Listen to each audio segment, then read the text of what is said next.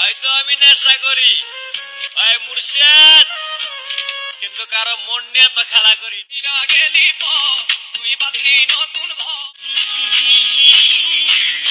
যার দাম বেশি তাকে ছেড়ে দেওয়াই উচিত, হোক সে বন্ধু কিংবা শখের মানুষ।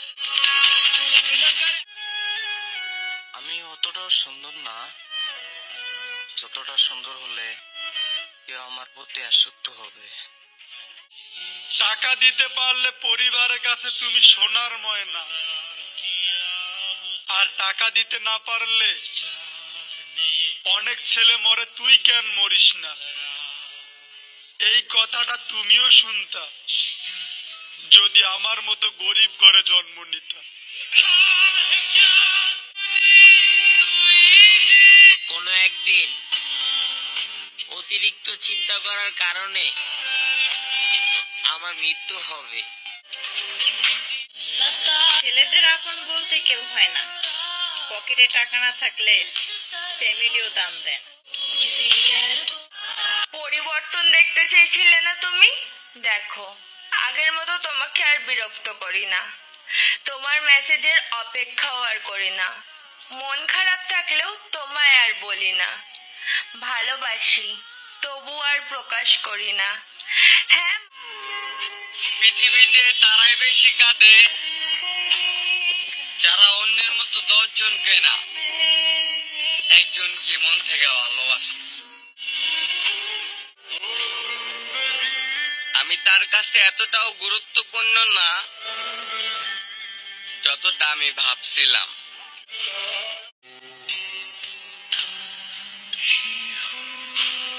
আজ মনটা অনেক খারাপ,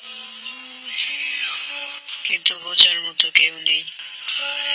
খারাপ মানুষ তো, যাই হোক, আফসোস নেই। ছেলেদের হাজারো কথা মিথ্যে হতে পারে, কিন্তু চোখের পানি মিথ্যা হতে পারে না।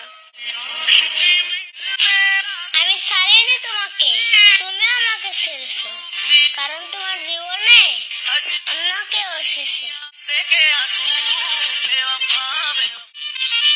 তুমি আমাকে গুরুত্ব দিবা না আর আমি তোমার জন্য পাগল থাকবো? সরি সোনা, এতটাও লয়াল আমি না।